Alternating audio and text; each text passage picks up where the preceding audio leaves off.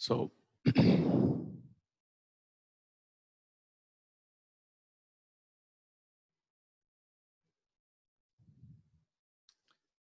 all right. So, morning, guys. Today's session will try finishing off the accounting standards. What are there in CA Final Old Syllabus Group 2? Then we will get into other topics again. Okay. Now,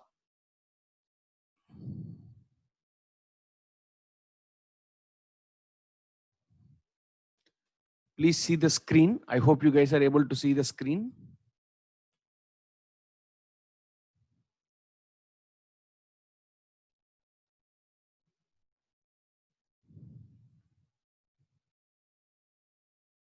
All right.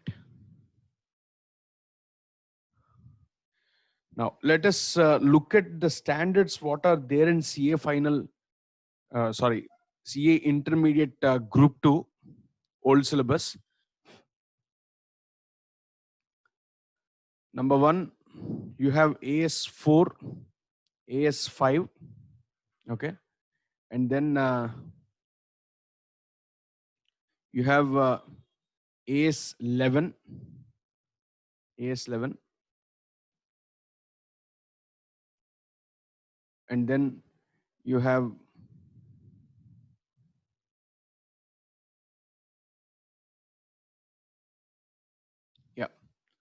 so we have AS4, AS5, AS11, AS12, which is regarding government grants, and then we have 16 borrowing cost, 19 regarding leases, 20 regarding earnings per share, and then we have 26 intangibles, and you also have 29, that is provisions. Okay, so these are the standards what we have.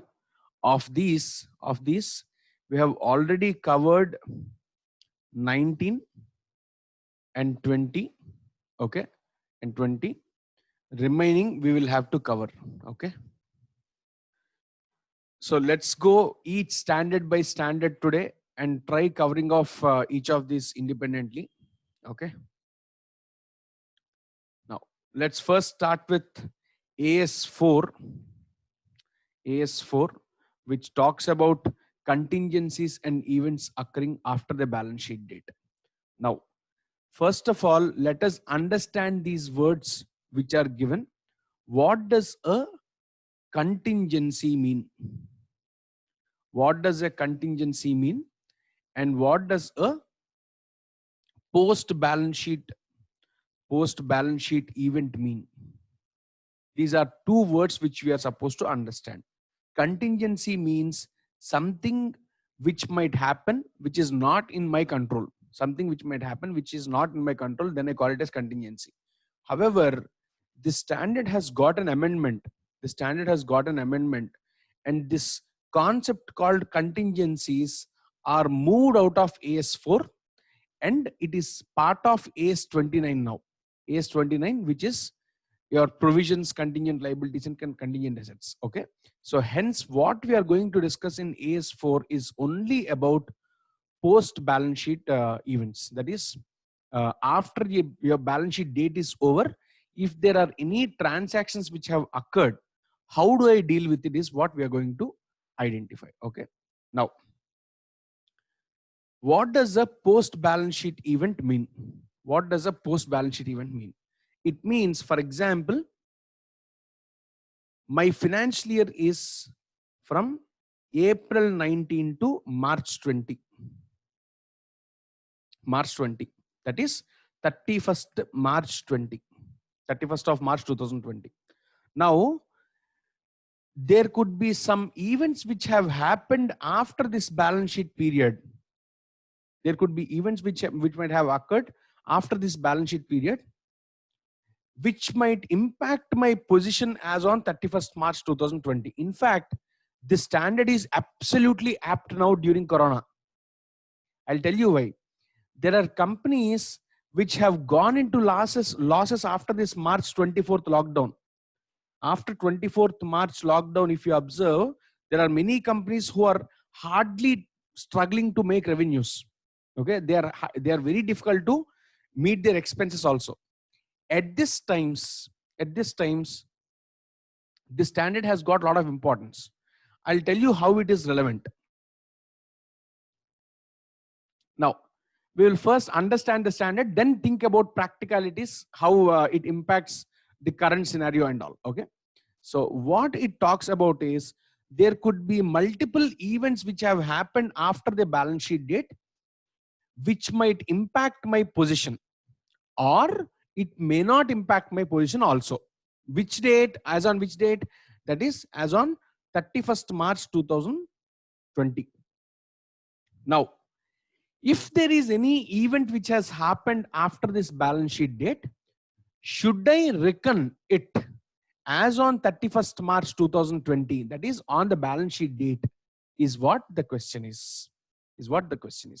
Now for this, what standard says is you are supposed to identify these items, whatever events have happened after the balance sheet date, into two categories.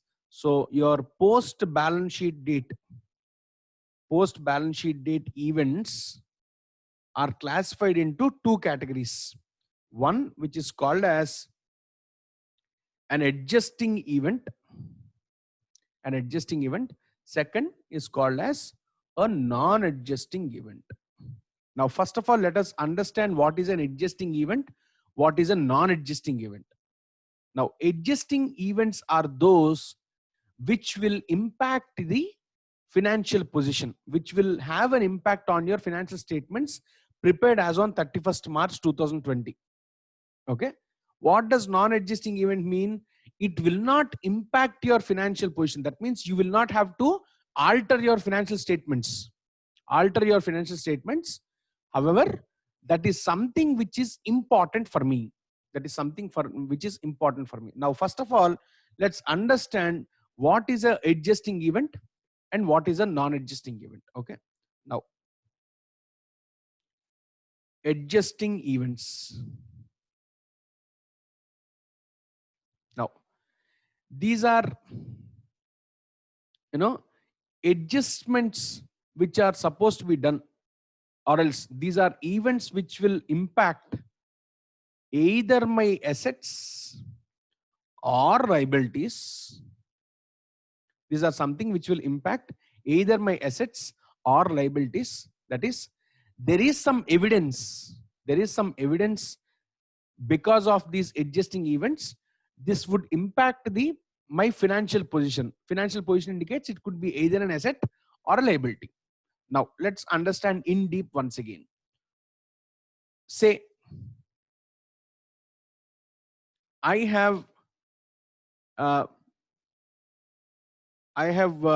sold goods. I have sold goods to X on 1st of March 2020. I've sold some goods, on 1st of March 2020. Okay. Say the value of goods sold is 15 lakhs. 15 lakhs is the value of goods which I have sold. Now, out of this 15 lakhs, immediately on 5th of March, he paid 3 lakhs. Okay. 3 lakhs is paid. So balance I have 12 lakhs, which is supposed to be received from him on the balance sheet date. On the balance sheet date, I am supposed to receive 12 lakhs. Okay. Now, on 31st March, he was doing pretty good. And suddenly, in the month of April, he passed away. Okay. He passed away. And there is no insurance taken by him. His family has got no properties. They do not even know that he is supposed to pay me 12 lakhs. Nobody would accept me that I am supposed to receive 12 lakhs from him. Now, what is the fate of my receivable is the question. What is the fate of my receivable in the question? Now, here you have an additional assessment. You have an additional evidence. After the balance sheet date. As on 31st March, if you observe, it is 12 lakhs which you are supposed to receive. Okay. However, after 31st March, say the debtor passed away on 10th of April 2020. 10th of April 2020, he passed away. Now, what happens? What happens? I'm not sure that I'm going to receive it. I'm not certain that I'm going to receive it. So, what standard suggests is, in such cases, you are supposed to look for if there is any additional evidence that assist in estimation of your fall in value, estimation of fall in value, that is amount relating to your receivable. Okay, so you're supposed to estimate how much you might not receive, and that amount is supposed to be adjusted against your balance sheet value. Now, for this to do, there are set of conditions which the standard has given to you. Okay, for an event to be identified as an adjusting event, there are set of conditions which the standard has given us. Let us look through each of those conditions now. Okay, let us look through each of those conditions now. First condition is the condition should already exist on balance sheet date. Condition should already exist on balance sheet date.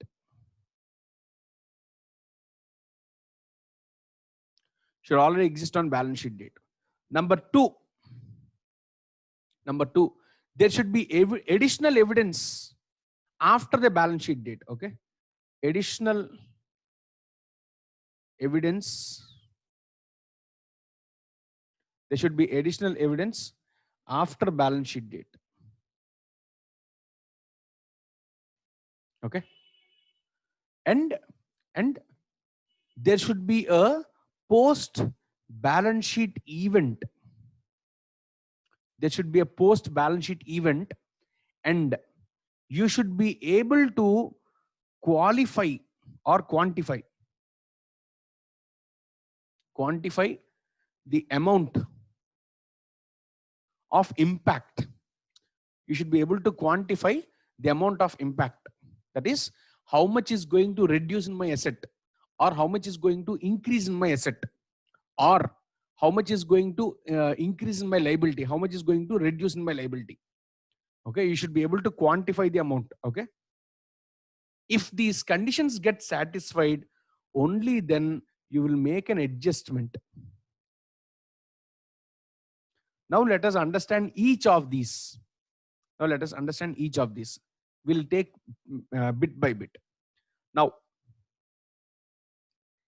condition should already exist on balance sheet date. What does that mean? For example, the previous example which I took, debtor. On 1st April or 1st March itself, I sold him goods. That means I have a precondition that he has to pay me 15 lakhs, or out of 15 lakhs, 12 lakhs is supposed to be paid as on 31st March. Yes or no? That means the condition existed on balance sheet date. Second, additional evidence after balance sheet date. After the balance sheet date, you got a new evidence, that is, he passed away. Say on 10th of April, he passed away. Okay, or else on 10th of April, he filed insolvency petition. Okay, and he has become insolvent. He's pronounced to be insolvent. What happens? The moment he is pronounced to be insolvent, I'll have to identify what is that I could collect out of the monies receivable from him. Yes or no? Next, there should be a post balance sheet event. So this is basically a post balance sheet event, which is evidencing my situation here. Okay, and then you should be able to quantify the amount of loss. Okay, so whatever you are able to identify here as the amount of loss, that is the amount which you would be making as adjustment. Okay, so this is with respect to your adjusting events. Okay, apart from these items which are adjustable, there is one more important category. There's one more important category called, there could be instances of going concern getting affected.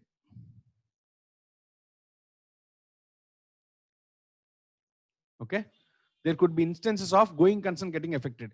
If going concern is getting affected post balance sheet date, even then the impact should be brought into your books of accounts. That is, your assets and liabilities should be adjusted from the existing book values to realizable values and settlement values.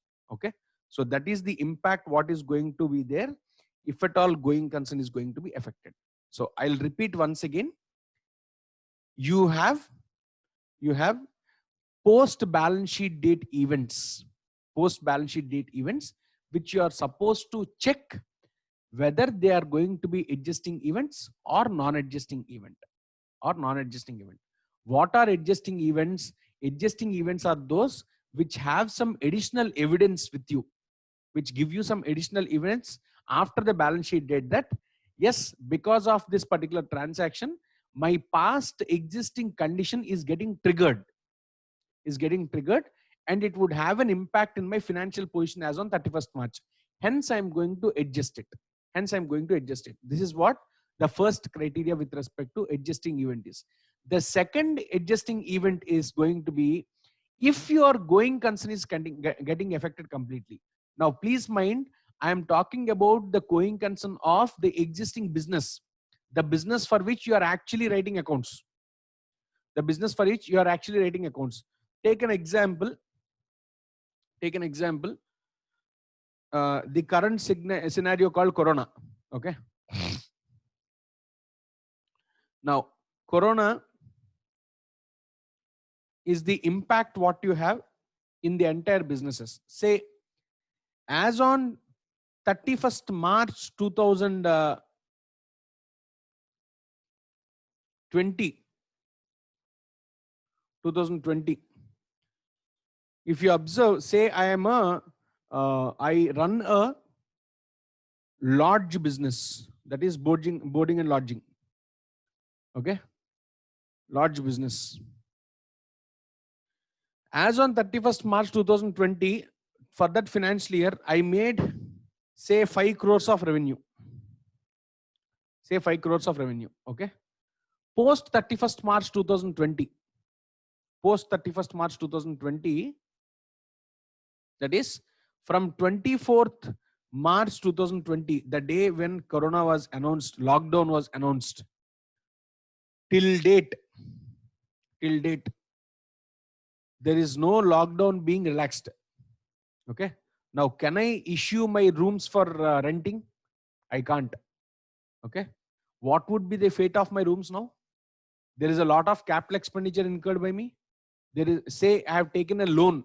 and took that property on lease, and then I'm doing this entire business. Now, when I'm doing so much, and I'm not allowed to do the business, will I be able to survive? Might be not. Yes or no? Say by mid of May, I got to know that, okay, over. Beyond this, I don't think I'll be able to survive in this business, because from 2 months, not even a single penny is earned by me. Okay, not even a single penny is earned by me. And going forward, I don't foresee the lockdown to be relaxed for next 6 months. Okay, if that continues to happen, I should quit this business and do something else. Okay, and this is a evident information for you that this lockdown is going to kill your going concern. That means you cannot any further prepare your financial statements taking going concern as a assumption. You cannot prepare your financial statements taking going concern as an assumption. What does that mean? Now, as long as you adopt going concern, you would prepare your accounts based on historical cost and fair values. Okay. The moment going concern is not satisfied, that is, going concern cannot be identified in the business, automatically from cost method of accounting or historical method of accounting to, you are supposed to move from cost method or historical method to realizable values accounting. realizable values method. That means your books of accounts should not be shown at costless depreciation. Instead, you are supposed to show your assets at realizable values. That means as on 31st March, if I plan to sell this particular asset, I would have realized only say 1 lakh book value. But if I put it on the open market for sale, people would ask for peanuts. Yes or no? Okay. The moment they get to know that business is winding up, they'll try to take over the assets at throwaway prices only. Okay. Say they would ask for 40,000, 50,000. Some, they'll ask for the cheapest price possible. That's all. Okay. Reason, business is getting wound up here. Clear? So like this, you're supposed to look at the going concern. This is the second criteria for you. I'll repeat once again. Adjustable events or adjusting events are of two categories. Number one, which have a condition right now in the balance sheet on the balance sheet date, and there are additional evidences after the balance sheet date that there is going to be an impact on my asset or liability in the balance sheet as on 31st March 2000, whatever be the financial year. Okay. So in such case, it becomes a adjustable event. Otherwise, your going concern should get affected. Your going concern should get affected. In either of these two circumstances, you would adjust your books of accounts, that is your financial statements. Clear? Now, let us talk about what is a non-adjusting event. Non-adjusting event.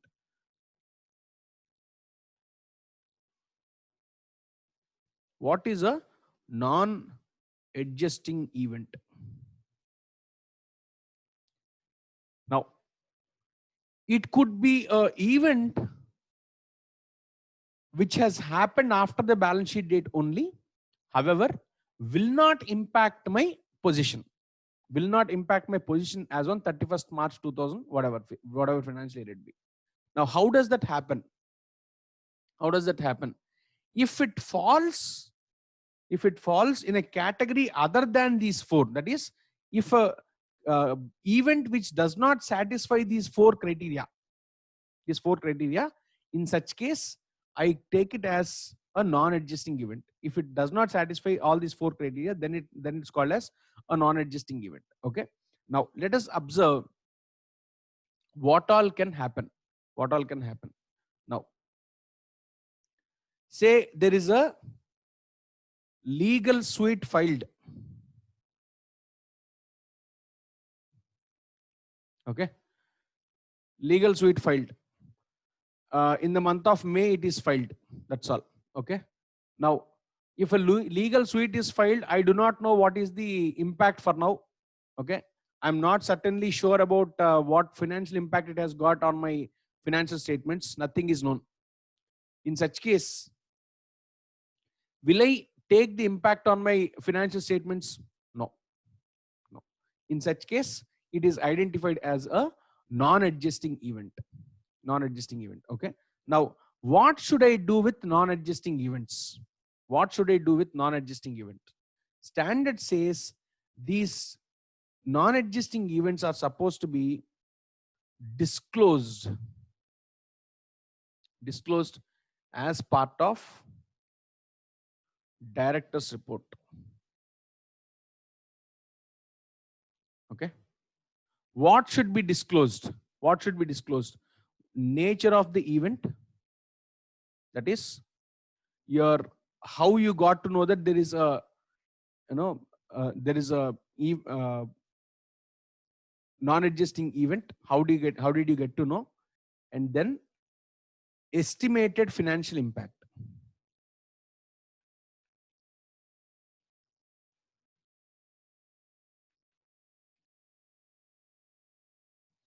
Estimated financial impact. Okay. Now, apart from this, I'll take you a little more extra. I'll take you through a little more extra. Okay. I'll give you an example. Okay. Then we will get into the analysis of it. April to March is my financial period. Post March, in on April 30,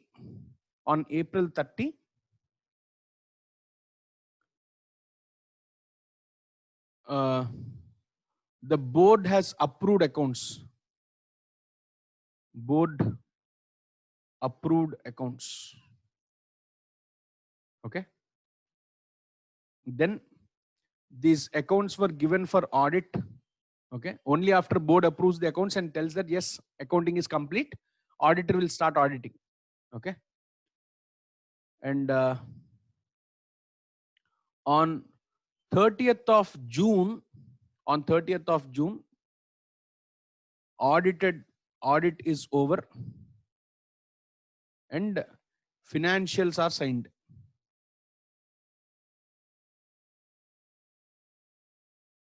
That is, both board of directors and auditor both have signed the financials on 30th June. Okay. This is yet to be presented in the annual general meeting by the company. Okay. Now, we are talking about a situation where if the event happens after the balance sheet date, that is 31st March 2020, and before closure of financial statements, that is 30th of April in this case. Okay. That is, here only AS4 is applicable. Okay. Now, what happens if I get to see a impact on my financial position after my books of accounts are closed? That is, board has approved accounts, no more changes after that. In such case, what can be done? What would we do? I cannot alter my accounts thereafter. Yes or no? I cannot alter my accounts thereafter. The only possibility what you have is, in your director's report, you will disclose about the financial information. That's all. Okay. So this is what the additional point what I wanted to convey. Okay. So say as on 30th of September, you have conducted your AGM. On 30th September, you conducted. So any transaction, any event which has happened between this period, actually speaking, if the financials were not closed on 30th April, I can still continue to alter my financials. I can still make the changes. But since the financials are already closed on 30th April, now I cannot touch it. All I can do is I can give a note, or I can give a specific disclosure in my financial statements through board director's report stating that as on 31st March, we have closed accounts. As on 30th April, we have closed the accounts. Since we are not in a position to alter the financial statements now, we are giving this additional disclosure in director's report stating that so and so transactions have happened, and this has an impact of so and so in my balance sheet, is what you will be disclosing in the director's report. Clear? So this is what's supposed to be understood from non-adjusting events point of view. Okay. Non-adjusting events or adjusting events which are identified after the closure of books of accounts. That is, after the financials are signed by the directors. That is, they are given away for audit. That's all. Okay.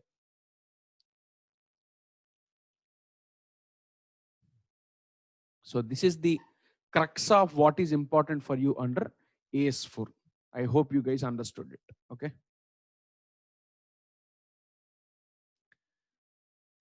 Let's move to, yeah, there is a student asking about proposed dividend. Let me tell you, proposed dividend is no more an adjusting event. There is an amendment which has come. In fact, I don't mind telling you the background. Might be little, pointing finger at the government, but still, that's the fact. I'll just tell you what it is. Across the globe, if you see, we have global standards,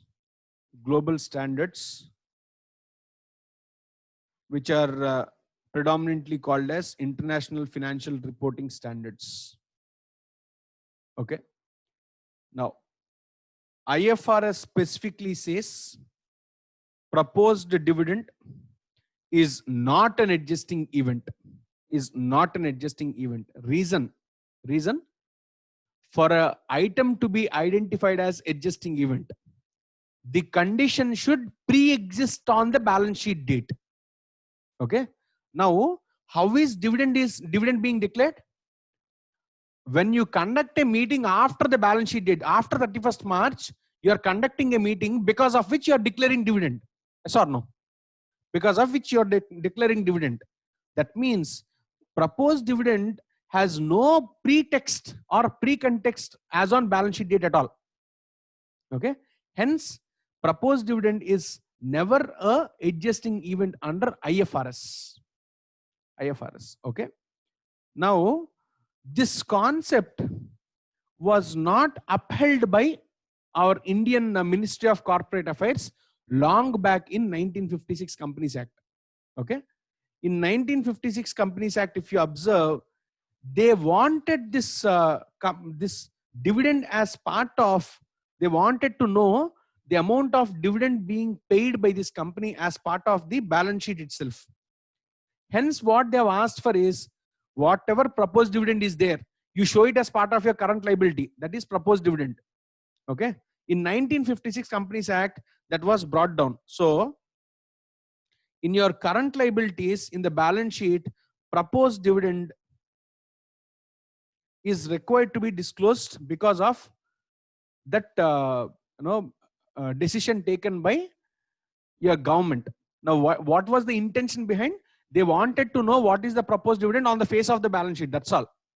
For that reason, they have added this as a loophole for they have added this as an exceptional case for adjusting events. Okay. So this is how it initially started under AS4, stating that adjusting events are of two categories. One, events which have got past condition, and then there is an event which has happened after the balance sheet date, impacting the financial position, adjust the asset or liability, all that blah blah blah story. Second is proposed dividend, is what we used to tell earlier. Okay.